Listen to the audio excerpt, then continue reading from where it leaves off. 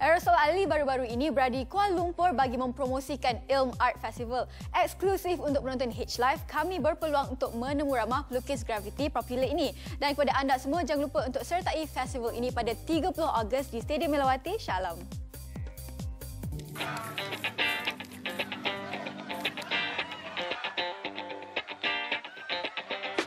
Okay, like people know that you've been the pioneer of street art, especially involving Islamic art.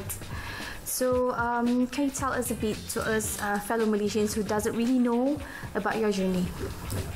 So I've been involved with graffiti art really going back to the very early 80s.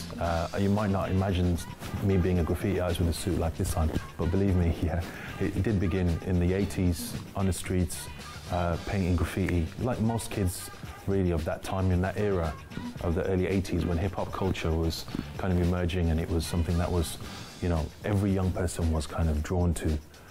It was the language of young people, you know, this was our expression, and that was the beautiful thing about this culture, this genre, which really captured the voice of people, and expressing that through graffiti art is something that I was drawn to.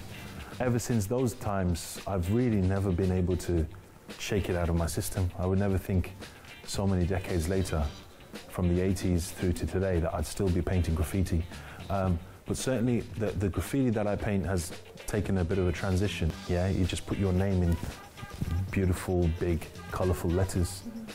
Where really, probably, as I said, around 15 years or so ago, where my art on a public space, on a wall, went towards more painting something that meant something, that said something that was of significance, that something that would be impactful, that would be of benefit to people, that would make them ponder and think and reflect on what they've just seen on the side of a building.